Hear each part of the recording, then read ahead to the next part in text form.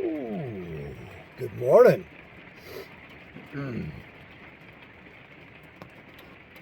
One power reading glasses. Ophthalmologist told me I would probably enjoy reading with one power best. I wouldn't have to hold the book quite as far in or out. I'm starting to get to the point where I probably need something stronger than just one power. I'm going to try the 1.25s. It's hard to find these. They cost a little bit more. I didn't have to use them until I hit 63. Most of my peers were using readers by the age of 45. So I feel pretty good about that. Oh, and I ditched my eyeglasses. I'm getting better with age. At least that's what I told my brother, my little brother, when I walked out of the driver's license test. I got an unrestricted license. Even the young fellow behind the counter looked at me. He looked up. He looked sideways. He looked all over at me. And finally, he asked me, "Are you wearing corrective lenses?" "No." He says, Well, then you're getting an unrestricted license. Well, my ophthalmologist told me I didn't need eyeglasses. Didn't need corrective lenses in order to be able to drive. And the advantages are the color is more saturated and looks better. But I've been wearing glasses and had them on my driver's license since I was age 14. Yeah, that's the age they issued permits for back in Kansas when I was a little boy, learning how to drive.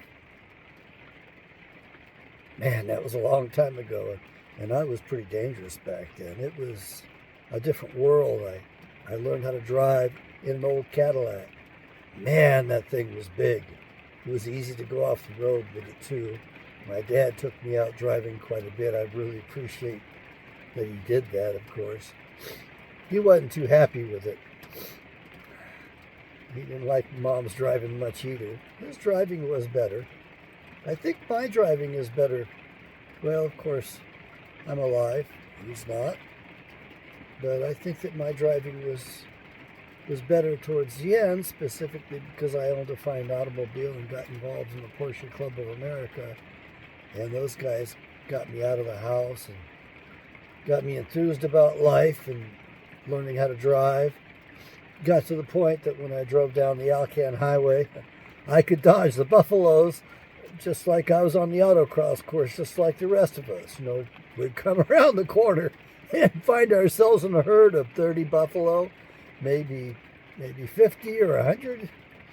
They all liked to be on the road, and they were pretty indignant about us driving through them. They were so much bigger. Oh, my Lord. Anyway, that's another story. I thought about a lot of things in bed.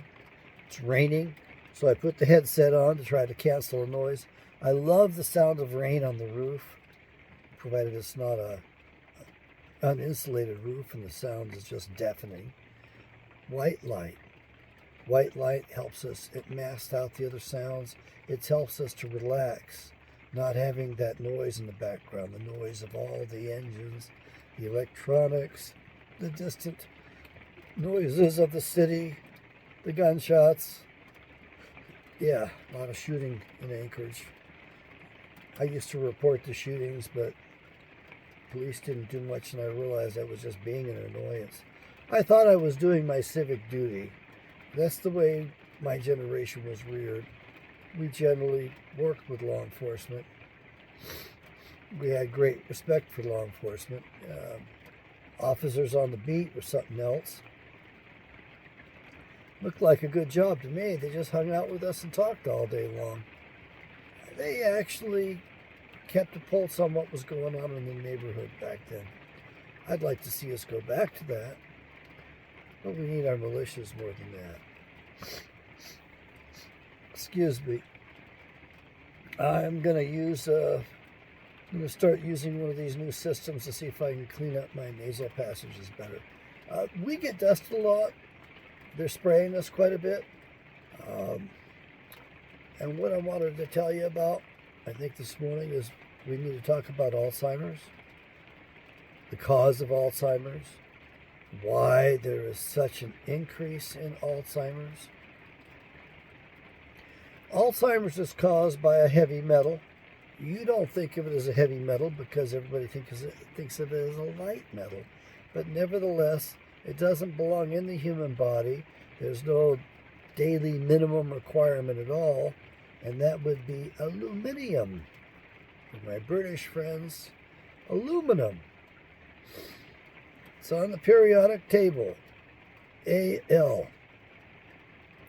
And what ends up happening is if it gets into the brain defends against it and attaches bodies to it, and these become tangles. These Lewy bodies become tangles in the brain and make things difficult for the brain to function. How do they get there? Well, a lot of this stuff is in our food. You've got your beer cans, you've got your antacids, you have a lot of medicines that have aluminum in them. Oh, their salt. Their salt has aluminum chloride in it. It's called an anti-caking agent. That's their excuse for putting that in the salt. Gee, I wonder what else it's an anti-caking agent for. Can you take a guess? Well, the thing is, the brain is protected by what we call a blood-brain barrier. It's a very fine mesh, if you will, that keeps out the garbage. It's supposed to keep the garbage out when it comes to physical things in the body. Sadly, the porous holes in the blood-brain barrier, which are rather tiny, rather small, keep things out unless they are activated and energized so that they expand. And that happens because of not the fluoride in the water, but the water fluoridation. So what ends up happening is that this water fluoridation charges up the water, which charges up our blood, which charges up the blood-brain barrier, and it enlarges these holes in the blood-brain barrier, allowing the aluminum to slip on past where it gets into the brain and causes problems. Oh, and by the way, they spray us with aluminum. How do we know this? They did testing on the rainwater samples in California years ago at independent labs. This is about 20 years ago, and we found out that there was a high level of aluminum. As a matter of fact, the number one element that they were spraying and that got in our water was aluminum. These days, with nanotechnology, they can reduce aluminum and things down to really small particles so that it gets into our lungs even better. We ingest that even more directly. So that's why we have this, I would call it an epidemic of Alzheimer's. When I was practicing as a psychologist, we couldn't diagnose Alzheimer's. We diagnosed it as dementia, NOS, dementia not otherwise specified, because the only way to get a true diagnosis of Alzheimer's when I was getting trained up and practicing was to do an autopsy.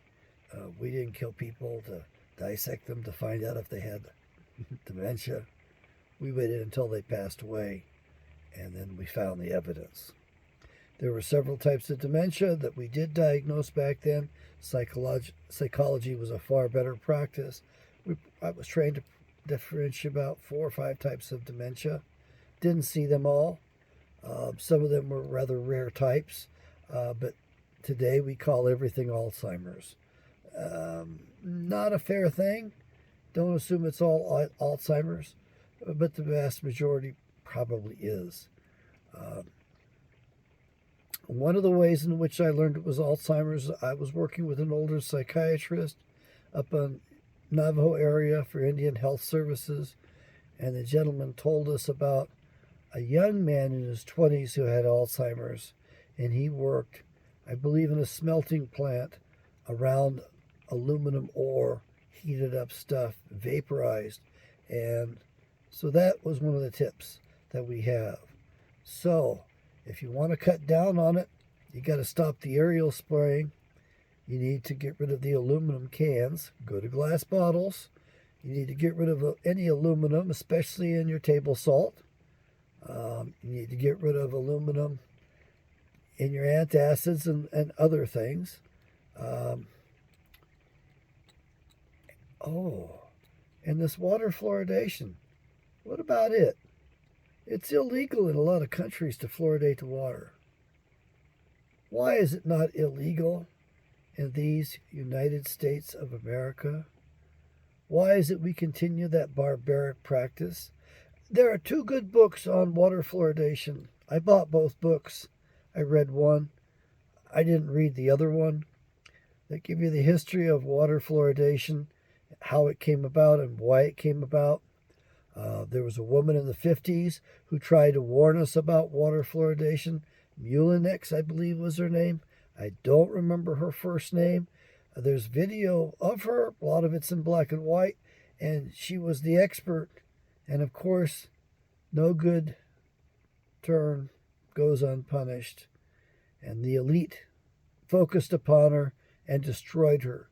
She was an incredibly brainy woman, undermined by the elite because she was trying to do what was in the best interest of the public health.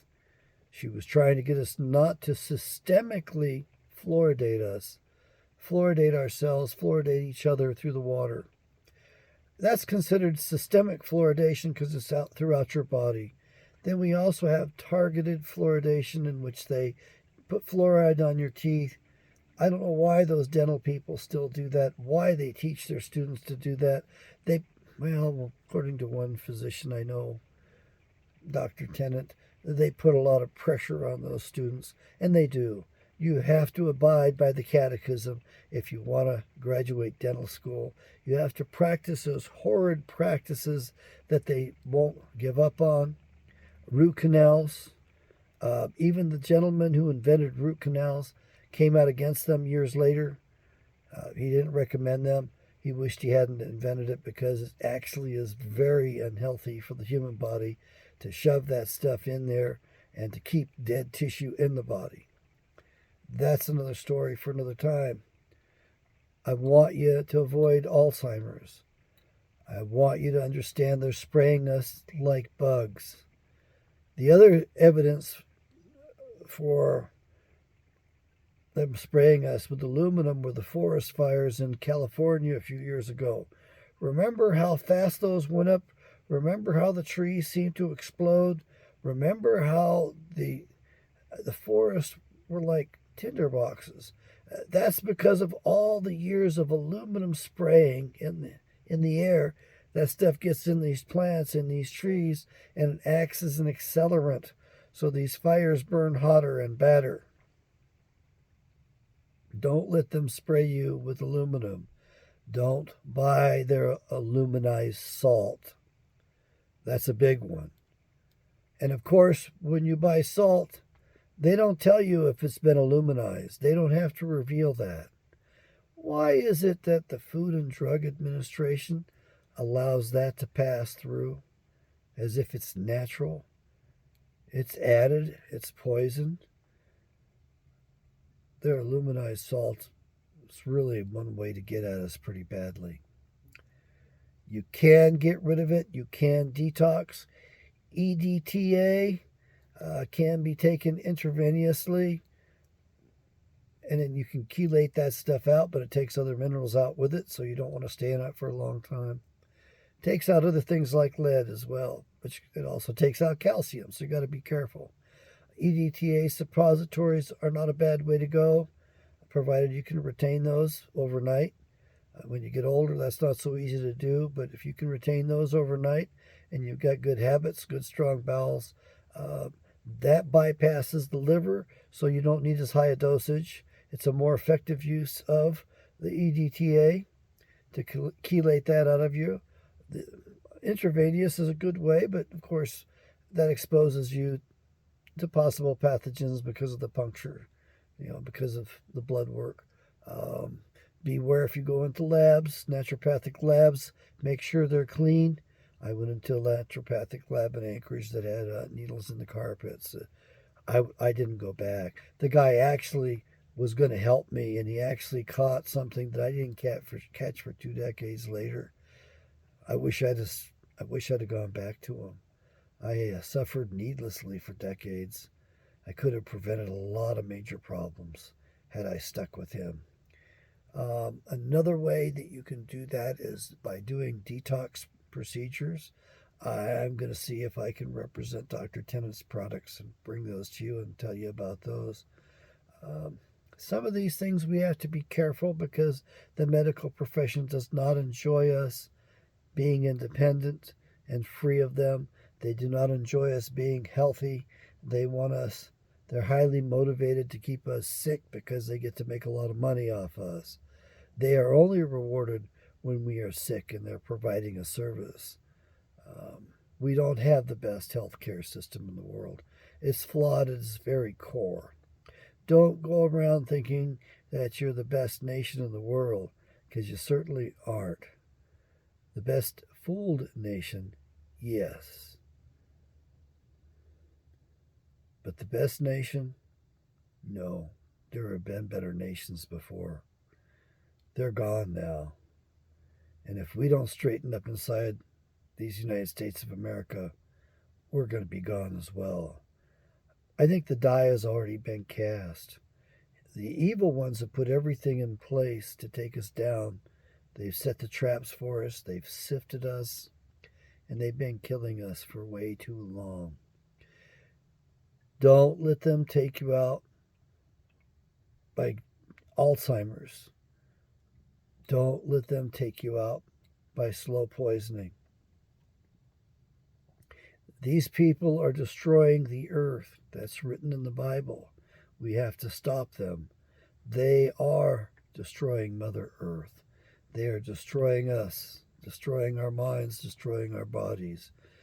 Most of these ailments, a lot of these mental illnesses are physically induced. They're caused, purposefully caused. Okay, that's just what I wanted to tell you about, was the cause of Alzheimer's, what we can do to avoid it. There's a two-pronged approach here. You get rid of the water fluoridation process. There's no need for that. You don't even need the topical fluoridated treatment of the teeth. It's not good for you. It does drop IQ by at least 11 full scale IQ points. Could you imagine what life would be like if you had a little bit more horsepower?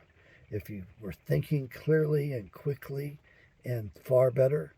Imagine how much better life would be if you could actually perceive it, if your senses were sharper, working better, quicker, thinking better, quicker.